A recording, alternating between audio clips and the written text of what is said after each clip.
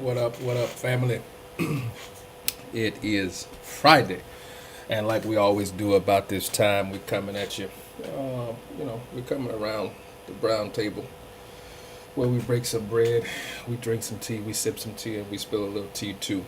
A lot of stuff going on. Last time we tried to do this, we were having some issues. Facebook was having some issues, and we weren't really able to come at you. We wanted to be able to talk about a couple of things. As you can see, one of the things that we wanted to discuss was the president's platinum plan. A lot of things to talk about. But before I get into all of that, of course, you see, repping for the Braves, we got one more game. My good friend Alvin Ellington is a Dodgers fan, and so we got one more game against these Dodgers, and hopefully we can close this thing out tonight and make it to the World Series, and we'll be on our way. Thought I'd just put that in there. But other than that, we got some things that are really pressing that we want to really talk about. Of course, one of them is the platinum plan. We're going to talk about it, what this entails, what this looks like, how it affects us. Is it a good deal for Black America? We want to talk about, Cube's contract with Black America, how that meshes with the platinum plan. We want to look at Joe Biden and his team's plan for Black America. And then we want to kind of discuss this new initiative that Diddy put out called Our Black Party, and they've got an agenda. And so, we want to be able to talk about this. If you want to join the conversation, I'm putting a link in right now, and you can tap in, and I'll bring you in because I think the best way for us to do this is for us to have some dialogue about this. Because one of the things um, that I always learned, one of the things that I was taught um, was, if you're going to discuss something intelligently, if you're going to have a conversation about something, the best thing that you could do for yourself is you can go and do the research. Go and do the research. And then once you do the research, have some dialogue about it. Because, being a person of faith, one of the things that I believe is there is wisdom in a multitude of counselors. And so just don't take counsel with yourself, but have conversation with other people. And these people may not even agree with you on the subject, but at least you're having some dialogue so you can see the different points of view. And so you have some conversation about it. You talk about it, and then you go from there. And so, do some research, have some conversation about it, and then hopefully you all can reason around it and come to some commonality, whether you can come to something that you agree on. And so that's what I kind of want to do with you all. Having done the research, today I want to be able to talk about it, see where we can, talk about some things, see some things, hear some things, and get your input on it, really, to figure out, what is best rather for Black America. Because what I'm starting to see now is there's starting to be this plethora of plans and agendas out there, and so now the Black agenda is starting to look more like a menu, where you have all of these choices, and because the choices are so overwhelming, you don't know what you want. You don't know what you want to get. It's like you go into your favorite restaurant, or you may be going to a new restaurant, and they've got this menu that's got all of these items for you to choose from, and you don't know what to choose from. And so then you may finally make a decision that, hey, I want steak. But then when you look at the steak part of the menu, they've got all of these types of steak that you can get. And so now you're like, I don't know which one to choose. And what I have found most often is because things are so overwhelming, people will often settle um, and not and really not be really happy with what they chose. And so what's starting to happen is the Black agenda is starting to look like a menu. Everybody's got a plan. Everybody's got, they want to add their voice. And so, again, we find ourselves in what seems like we've put ourselves in a place of um, divide and conquer, because everybody's got a plan, but nobody's working their plan together. And so we've got to figure out how can we best help ourselves. And if we are confused, how then can we expect people who are outside of our community that we're running to help us? How can we best expect them to work on our behalf? And so we've got to kind of bring some of this stuff together. We've got to kind of bring some of bring some of these ideas together, and we got to kind of look at some of this stuff. I don't know if you all have had the opportunity to look at the president's platinum plan. I got it here for you. This is the president's platinum plan. You see it right there, platinum plan, President Trump's pillars. And so we're going to kind of go over there. And I got some things that I find kind of baffling about this platinum plan. I understand that Ice Cube has gone and had some conversation with the president. Let me say this right here. Um, I've heard people talk about, I've heard people say that, Cube is a sellout now, that Cube is, he's working with the dark side. Listen, you cannot be a fan on Tuesday, and then when you find out and riding with him with this whole contract with Black America thing on Tuesday, but then when you find out he's had some conversation with Donald Trump and the people within his circle, now he's a sellout. He's not this, he's not that. It's the same Cube, and to a degree, I agree with Cube in the fact that our agenda, our plan, our priorities are bipartisan. We're willing to work honestly with anybody who's willing to work with us. But by the same token, you have to be careful about the people that you align yourself with, because they can find them. You can find yourself covered up in their mess, in their junk, and you come out smelling worse than when you went in. It reminds me of one of my favorite movies, is Glory. And it reminds me of the conversation that Denzel's character Trip is having with Matthew Broderick's character, Colonel Shaw. And, they're talking about, they're getting to the part where they're getting ready to go into battle. And Matthew Broderick's character asked, Denzel's character, would you, mind carrying the flag? And he was like, no, I'm not carrying your flag. And he's like, this is a war that nobody wins. Nobody's going to win this thing. We're all lose in the end. And they go through this. Somebody's got to win, and Denzel says no, nobody's. And so then Colonel Shaw says, well, it just stinks to high heaven, doesn't it? And Denzel is like, yeah. And he says the thing is, we're all covered in it. We all are going to come out stinking in the end. And so if we don't bring this together, and if we don't really see people for who they are, then we can mess around and get covered in their stink, and we can come out smelling worse than what we were. And so we've got to be careful. Again, I'm agreeing with Cube in that our agenda, our needs are bipartisan, but we have to be careful with whom we align ourselves to, because honestly, 4 years of the presidency, and they've had an opportunity to address Black America, but they have not. And it's funny to me now, all of a sudden, they want to embrace the hip hop community, who all along they've called thugs, who they've called this. And honestly, it's like a person that's drowning. They'll grasp for anything at the moment to save themselves. But once they get back on shore, then they forget about the fact that they were drowning and somebody saved them. And so I'm not completely buying this idea. I'm not completely buying what they're doing. Again, I think it's admirable for that Cube is willing to sit down even with people that you don't agree, and I think there's some place for that. But we have to ensure that this is not a self-interest thing for them, and that they really care about what we're going to do. So let's look at this platinum plan that the president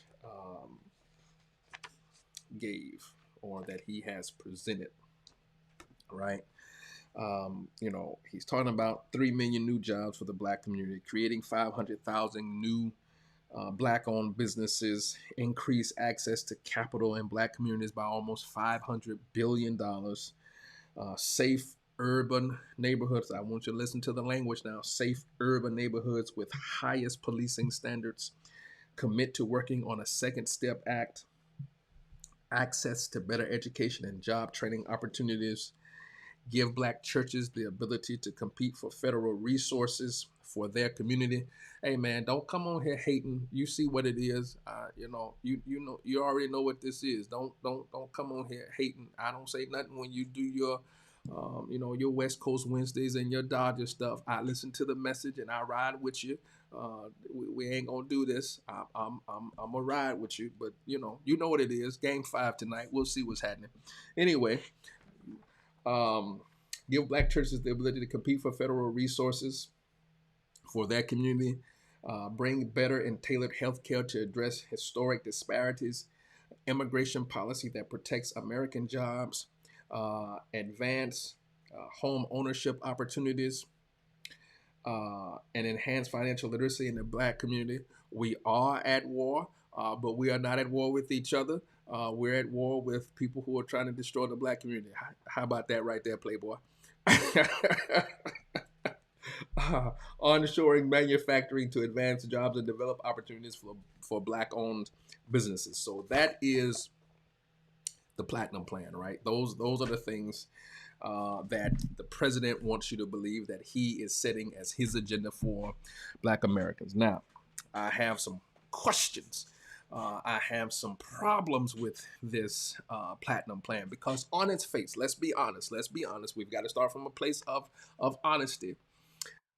On its face, it sounds real good. It sounds like something that we can get behind. And I'm going to discuss, Cube's contract with Black America. But let's talk about this Platinum Plan. So on its face, it sounds good, right? It's something that all of us can get behind, something that we're all with it. But there are some issues that I take with it that, I think needs to be addressed, that really needs to be considered when we have this conversation, right? So he says in his Platinum Plan, he says that they are planning to create 3 million new jobs for the Black community. The question that I have is, how are you going to create those 3 million Black jobs? Because when you go through the list of, how he, I don't know if y'all can see that, how he, the specifics, if you will, there's no specific on how we're going to create these 3 million new jobs. There's nothing that says it. And let me also start by the fact that they call it the Platinum Plan. Let me help y'all understand that is not by mistake. That is not by happenstance that they call it the Platinum Plan. They have people that have been listening to the hip hop community, the same hip hop community that they don't like, the same hip hop community that they don't trust, the same hip hop community that they call thugs. I don't want y'all to forget that. I don't want you to lose sight of that. They know that platinum is a big thing, platinum plaques and all of this, the platinum chains.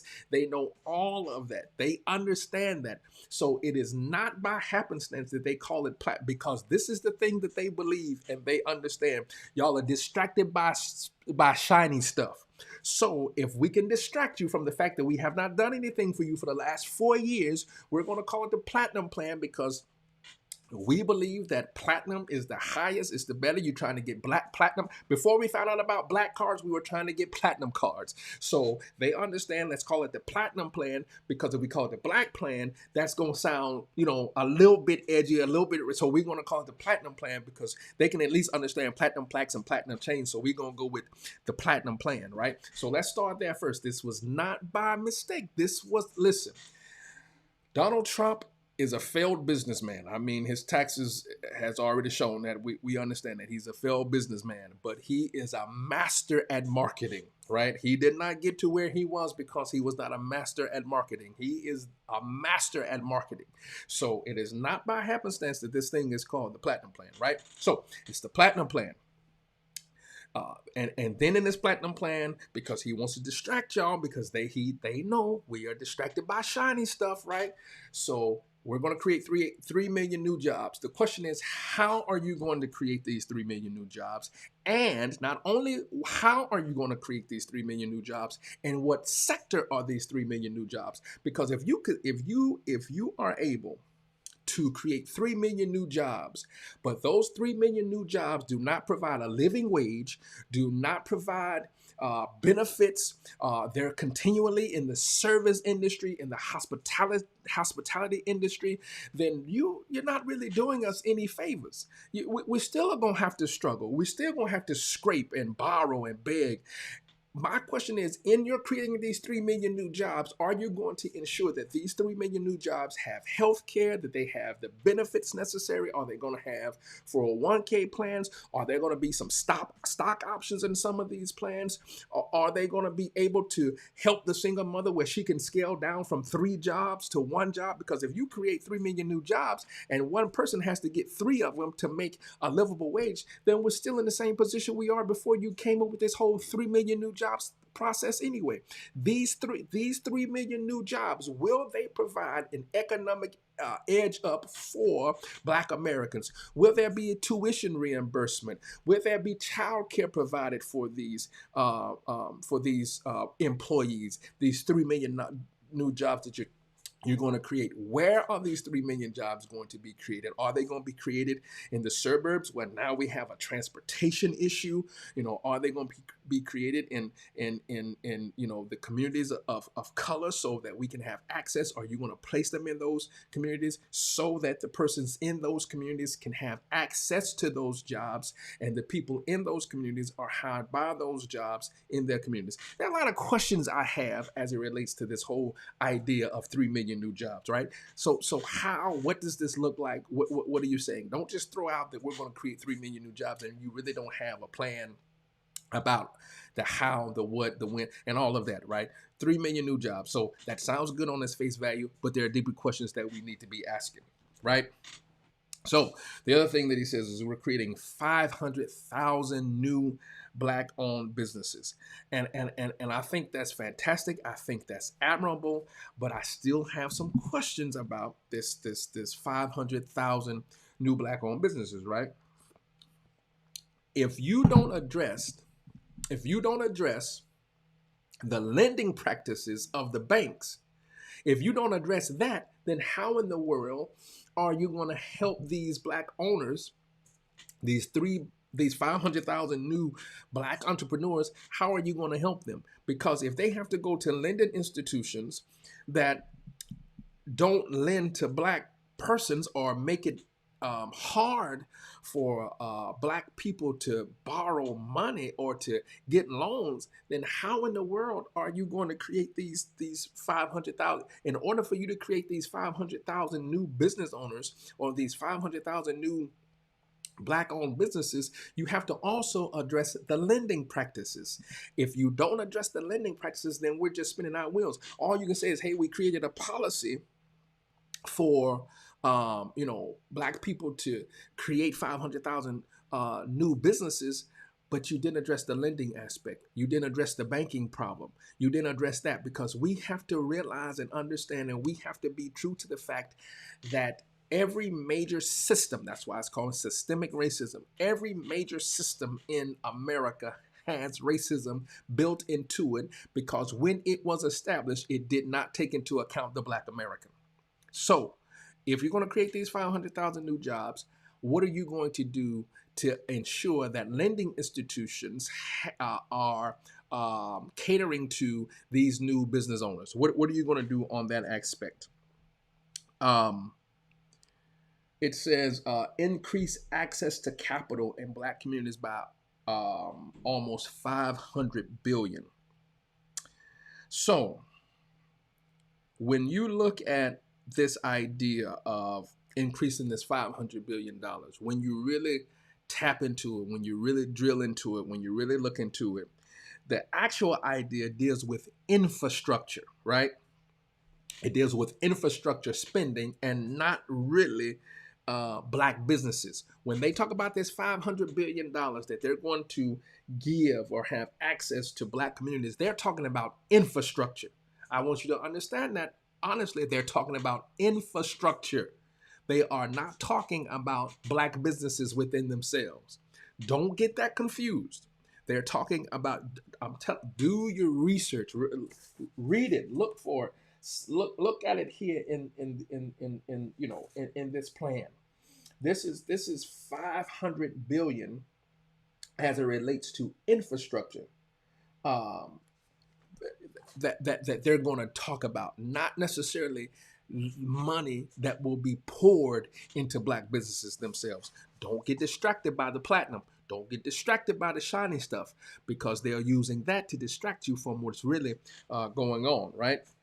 So the other thing, I'm just talking about this platinum plan, right? Because I don't want us to be ignorant about what this means, what they are saying to us, how they're, and again, I want you to be a part of. I want you to be a part of this broadcast. Come on in and talk to me.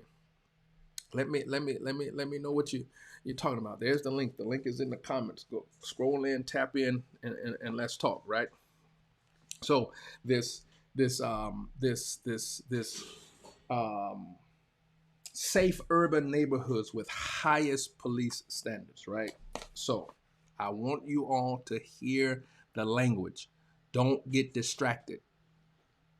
Safe urban neighborhoods.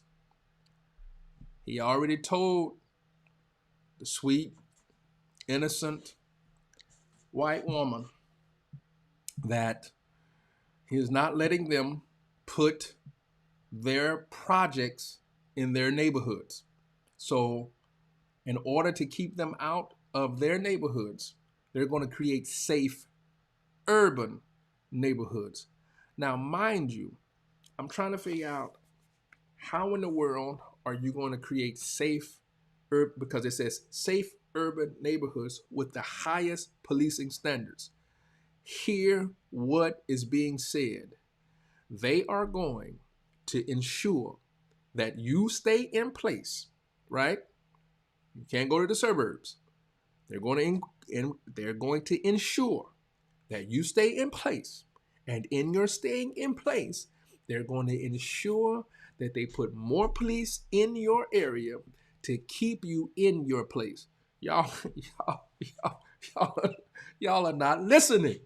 Y'all just reading this stuff and you going for it and you're saying, oh, it sounds good.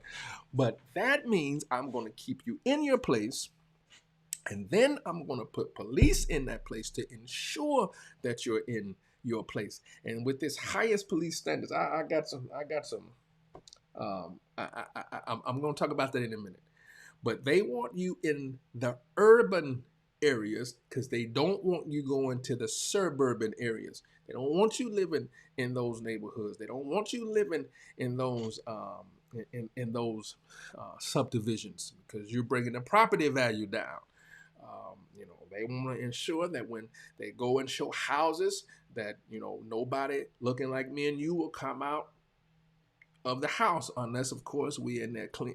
Okay, y'all hear what I'm saying, right? So now help me understand, how are you going to ensure the highest policing standards when your administration has signed an executive order doing away with diversity training? Y'all give me an answer. I got time. I'm waiting. I got 28 more minutes. So if you can come up with something in that time, help me figure this out. How in the world are you going to ensure highest policing standards when your administration has come out and within the federal realm has said that you're doing away with diversity training? Now, if they have done that in the federal realm, what do you think these local departments are going to do? If the federal government is not going to have diversity training, what do you think these smaller departments are going to? We're going to do with diversity. If they don't have a black chief of police or black people in leadership, executive leadership positions, then they're going to ensure that there's going to be no diversity training. The academies are not going to have it. They're not going to require it. And so how in the world can you ensure the highest policing standards when you've done away with diversity training overall, over the course of this thing, right? And the other thing that baffles me about this um, platinum plan, right?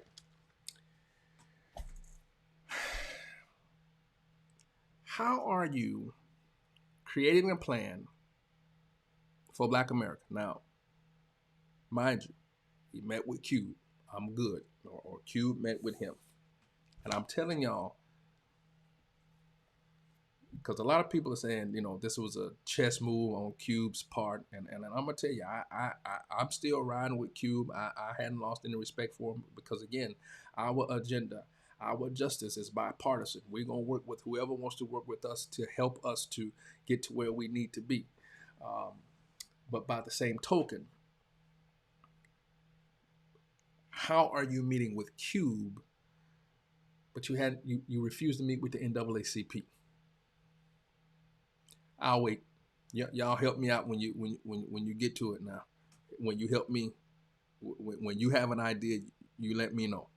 You're going to meet with Cube, who again, I'm not. I don't have nothing against Cube, and I've heard what some people said. He came late to the party and he jumping in line. We can talk about that. We can argue that. I hear that, but you know, my question is, how are you meeting with Cube, right? But you won't meet with the NAACP. You refuse to meet with the NAACP. How is that, right? Not only did you refuse to meet with the NAACP, you refused to meet with the Urban League. Both of these organizations have Black interest at heart. Not only Black interest, but the NAACP has people of color's interest at heart as well. So National Advancement for yeah, right. National Association for the Advancement of Colored People, right? So they have colored the persons of colors community at heart too. But how are you meeting with Q, but you won't meet with two organizations whose interests are in the elevation of the Black community? Listen, I'm telling y'all right now, that ain't a chess move. That's a Connect Four move. I don't care what y'all say. I'm not buying it. I understand. And everybody who has come down, when this whole campaign and this new election happened, when he was elected to office, everybody that came down that elevator, somehow they got destroyed. Look at what he did to Kanye West. Just, come on now. Kanye West came off that elevator. Look at what happened to him. Steve Harvey came off that elevator. Look what happened to him. Come on, man. You have to be careful about who you lend your credibility to, especially if it's street cred. You got to be careful because everybody don't deserve a pass because they ain't coming. They're not coming in, and going back to this idea of Black-owned businesses, 500 billion in the Black community, safe urban neighborhoods. When people can, this advanced home ownership opportunities and enhanced financial literacy in the Black community. How are you gonna do all that? And we can't even step in the bank and get home loans. People ain't even lending to Black people that want to buy homes. And then when they do, the interest rate is out of the roof. They're trying everything they can, and then they only want to sell you homes, in a certain area, and then they're talking about this whole urban area, safe urban areas, which will soon be non-urban areas because they're being gentrified. So what are we really talking about here, right? This platinum plan really is looking like it's that chain that you buy in the middle of the mall at the kiosk, right? It looks platinum, but it really ain't platinum. It's like silver, and not real pure silver. It ain't looking like it's being advertised. So there are just a lot of questions that need to be asked. There is deeper than what we trying to make it. There's something else that we've got to look at. So Cubes contract with Black America, right? I want to talk about that, and then hopefully time will give us an opportunity to talk about Joe Biden's plan, right? And I even got a problem with how he titled his thing. So let's look at this contract with Black America, with which I have to give credit to Alvin and Vince. They told me to go and look at this thing They told me to go and give it a shot, and I looked at it some time back. And so I just want to, look at some of the highlights. Blue says, I agree with Jamel Hill that most celebrities are disconnected from the grassroots workers that know what works. I agree. It's cool that if you're going to go and, you're going to start a campaign, um, it amazes me how these celebrities and these rappers, you know, in order for them to maintain their street credibility, because people will talk about how they moved out of the hood, how they did this, how they became Hollywood, and they always talk about how they're connected to the streets as it relates to the entertainment side. But my question is, are you connected to the streets now that you're trying to get in the political side? Are you still connected to the streets? Are you really listening to the streets? And I'm not talking about them cats that ain't going out there to vote, them cats that ain't really, making any real political moves, but are you listening to grassroots organizations who are really about the uplifting of the black community? Are you including them in your conversation? Are you having conversation with them? Or are you doing like our oppressors and you're looking from your penthouse and you are having a view from that level instead of coming back to the hood level and seeing what we're dealing with right now? My hometown is decimated. It is not what it used to be when I was growing up. They are in poverty. And as a person who grew up there, I am concerned about the healthcare, the education, the economics, because if not, it's not going to even be a community to speak of if something does not change. And so my question is, how are you making these moves, but you're not even in touch with the grassroots organizations? At the least you could do is have some conversation. Don't be like don't be like 45 and his crew and don't have conversation with the NAACP. Don't have conversation with the urban leagues. The least you could do is at least have some conversation with the Divine Nine and figure out what they're doing, how they're trying to uplift the community, how you can be a part of what they're trying to do. There's so much. And then the idea that somebody would say that they've done more for the black community than any other president since the time of Lincoln, I think is a farce, is a lie, and come on, man, we've got to be smarter than that. So, all these celebrities that are now getting into politics, I applaud you. I'm with you, but you've at least got to be in touch with the hood and be in touch with the people that you're supposing to be acting as advocates on our behalf. So real quickly, Cube's plan, right? Bill to guarantee black opportunity and representation. He's talking about adopting a neo-reconstruction, a plan of neo-reconstruction to redress past wrongs systematically imposed on black Americans economically throughout many generations that has resulted in a wealth gap where the average white family has 10% the wealth of black family. And so he's talking about actually, man, they are not elite organizations. The Divine Nine and NAACP, they're not elite organizations. Because listen, I don't promote anything that I don't think that the person on my level can go and be a part of.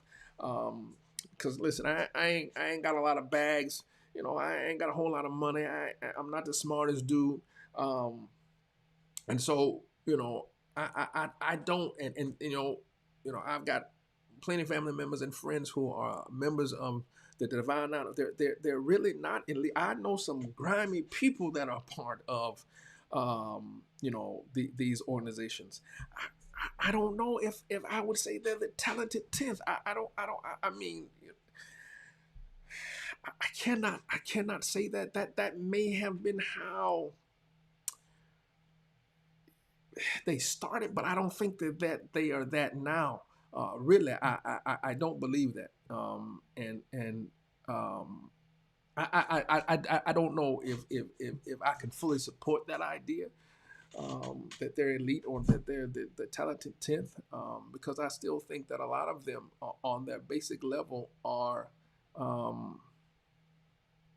really behind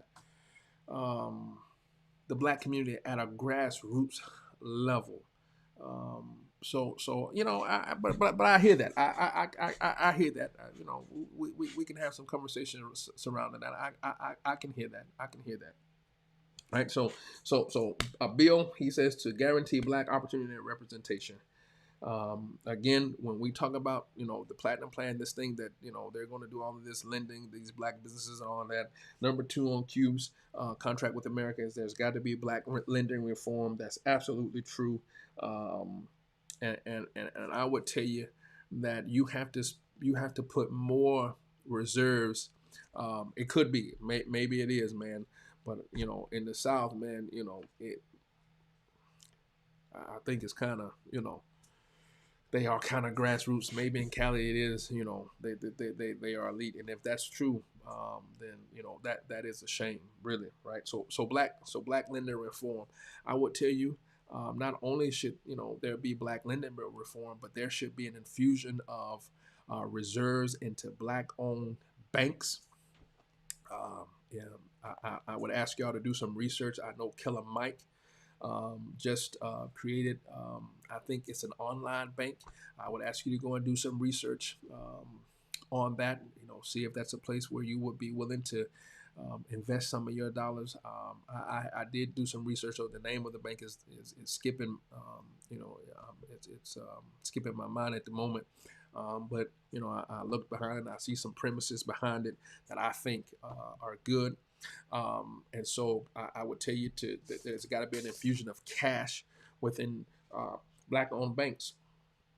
Federal funding for baby bonds. I would tell you to go and look at that. And this is something that really comes from an idea that Senator Booker and Ayanna Pressley, Representative Pressley, had Federal Reserve and government pensions. Definitely that oversight. He's got 13 things that he talks about: finance oversight, personal data and credit, prison reform, absolutely, judicial reforms. And I want people to understand judicial reforms and prison reforms go hand in hand. And this is the thing. And I'm going to read you something from Diddy's Our Black Party that they have on theirs. But my thing is this: if you don't overhaul the judicial system, then you're always going to have this problem with the prisons. Many of you are familiar with oh gosh, the man's name is slipping my mind at the moment. But he is the billionaire that he was the commencement speaker for Morehouse College, and he told all of them that he was wiping away their student loan debt.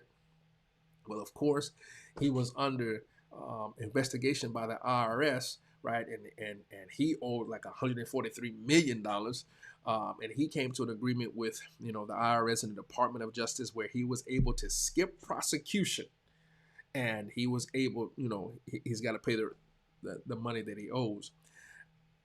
I'm glad to hear that the brother got off, but my question is, if it was Jimmy, little Jimmy down the street that owed $143,000 because he was a black-owned business, he was a black-owned business, and he really didn't have the understanding of taxes and all of that.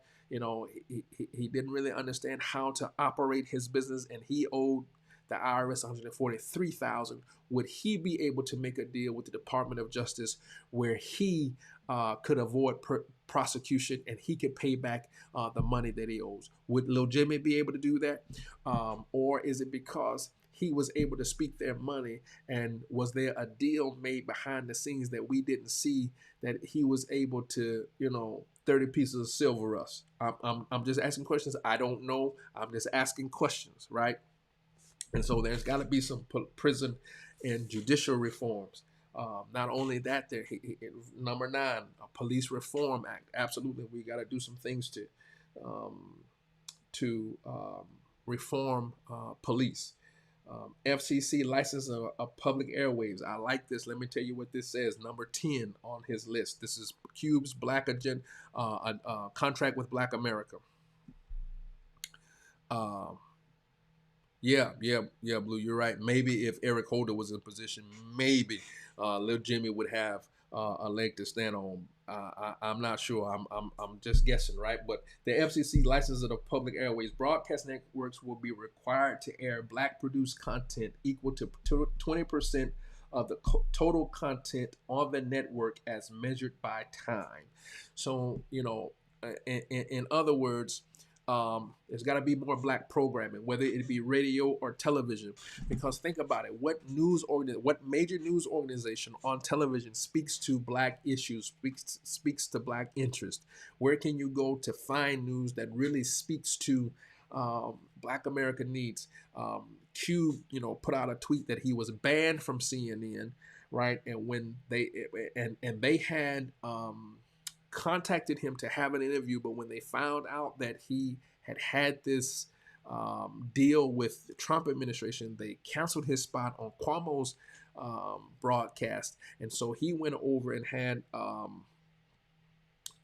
some yeah, and so they had some conversation. So he had some conversation with Roland Martin, who invited him onto his program, and he had some conversation. If you get an opportunity, I want you to go and look at that interview, right? So, but having more access to news that talks to us and not speaks to us in that doesn't speak to us in a bad light, but really speaks to news that we can honestly use. So number 11, Confederate monuments and institutions. Of course, we want to tear those down. AJP program for education and jobs, a public-private program that provides access to jobs and education or training for people willing to put in the work and the commitment. Definitely, it's almost as if we're going back to an apprentice type situation. So that's one of those. And then at the end of it, he talks about black responsibility, because in all of this, we cannot abdicate ourselves of our responsibilities to be a part of this, to ensure that it works for us. We cannot expect something of others that we're not expecting of ourselves. And so if we want them to give us an opportunity, if we want them to give us a chance, then we've got to be willing and ready to take part in this opportunity, to make the best of this opportunity. We've got to be ready to police ourselves. And when we see each other that we're harming our cause, then we've got to get to a point, we've got to get back to that village concept where we say, hey, bro, listen, man, you messing this thing up for us, man. Get yourself together. Let's work on this thing, right? So that's Cube's contract with America. Right now, Joe's plan, which they call the Lift Every Voice plan, creative, right? And let me tell you, I'm telling you, I ride with Cube when he says our justice, our agenda is bipartisan. If I got problems with the Platinum Plan, I got problems with the Lift Every Voice plan, because again, the Lift Every Voice, it's just something to draw our attention because of the Negro anthem, Lift Every Voice and Sing. And so, of course, you play on that, whatever, right? So here it is, create wealth in the black community. That seems to be on everybody's agenda, create wealth in the black community. Joe talks about how he will ensure first-time home buyers are able to get $15,000 in federal down payment assistance. He will invest over $70 billion in historically black colleges and universities and other minority-serving institutions. And on top of that, provide loan forgiveness that works for public servants. And Joe will double funding for the state small business credit initiative to $3 billion to assist small businesses, especially those owned by people of color. Invest in our communities through housing. And so, they're talking about this whole, community development for low-income communities. Protect tenants from eviction. Protect and build on Obamacare. I think that's important as it relates to the ACA, because we are, and I think David Watkins talked about this. And most of you may know who David Watkins is. But as it relates to COVID, we have been disproportionately affected by COVID, and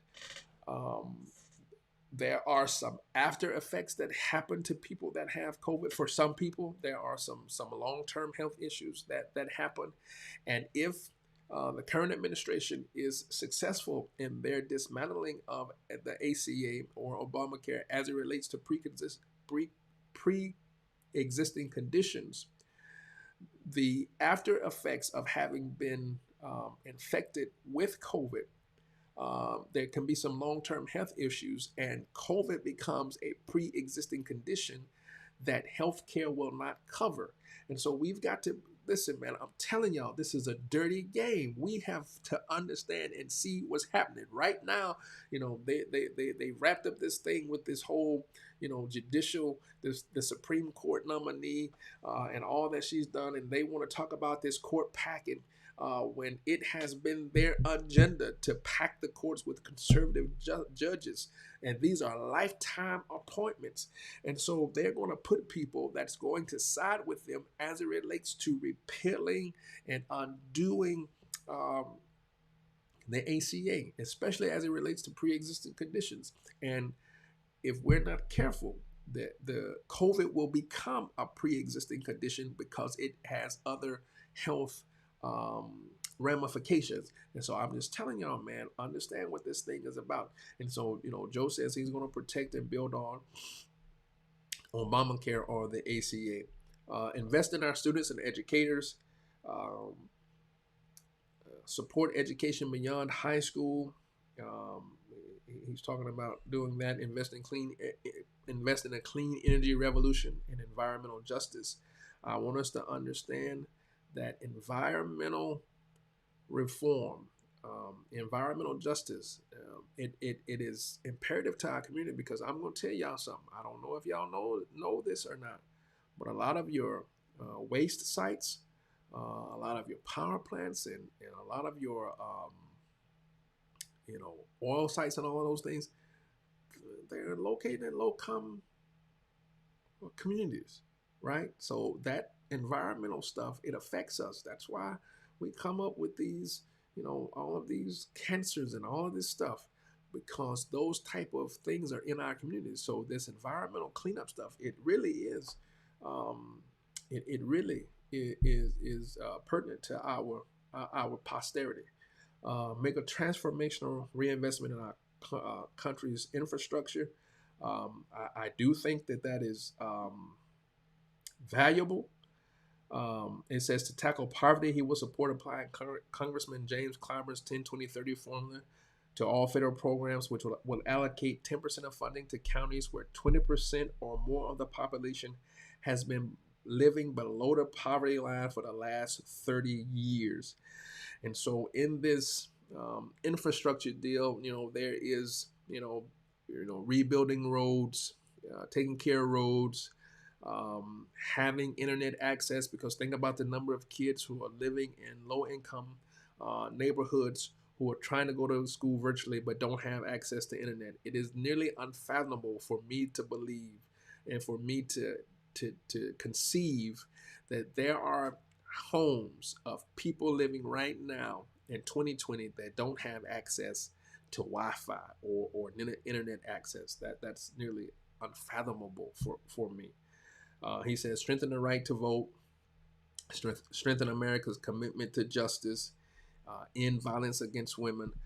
So that's his idea on the Black agenda for Black America. And then lastly, because I'm running out of time, I just want y'all to go back and I want y'all to research these. I want y'all to look at these. Again, I was taught early on, before you have a discussion about anything, go out and research it and then have conversations surrounding it and get the input of people who may not agree with you, who may not side with you. Have the input to be able to talk about this thing, because the only way, and when you have discussion, then you come to some commonality.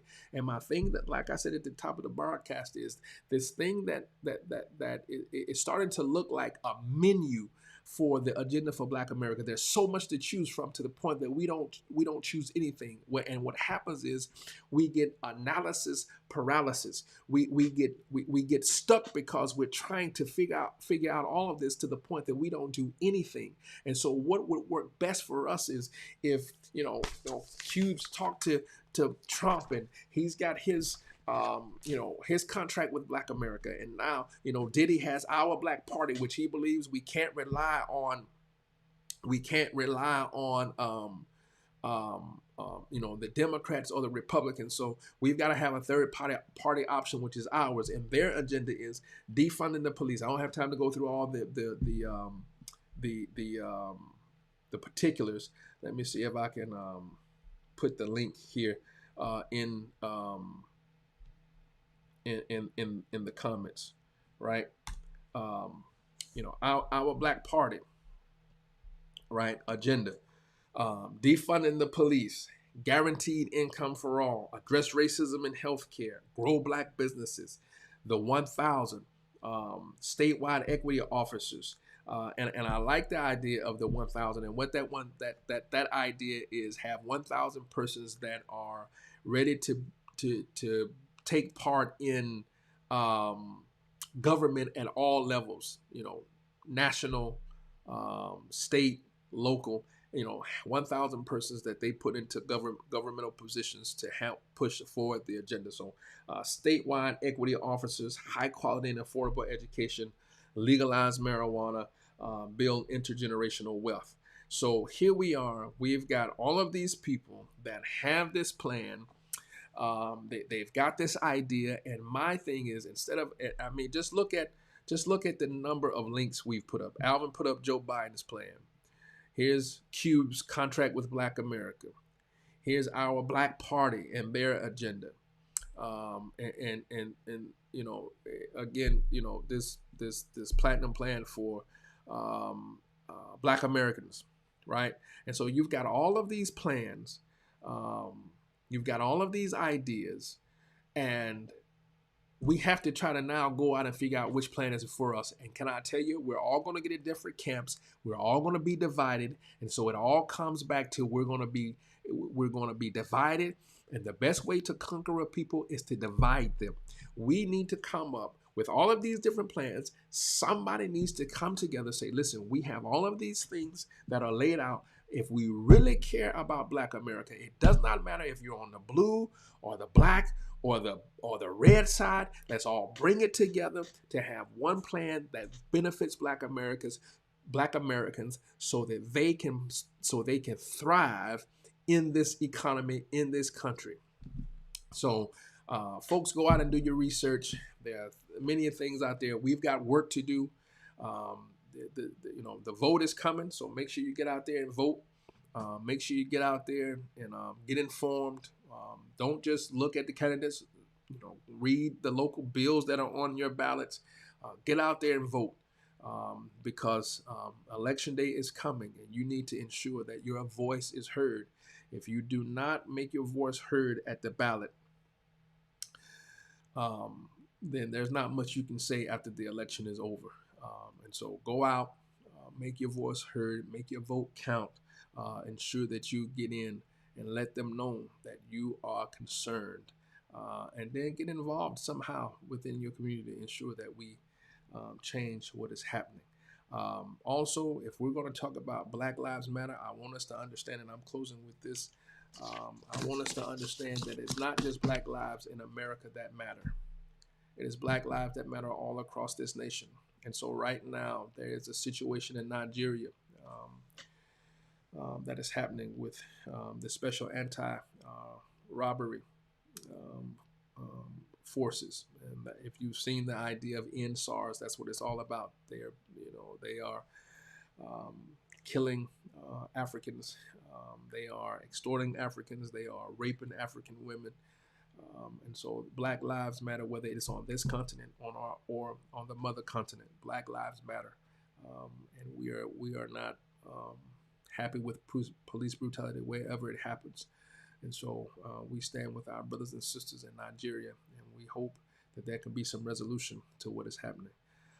Family, I appreciate y'all for being I appreciate y'all being with me. Appreciate y'all staying with me. Don't forget to vote. Make sure you get out there. Take somebody with you to the polls, and let's show up in numbers, and let's get ready to change what's happening to us in this country. God bless you. Peace.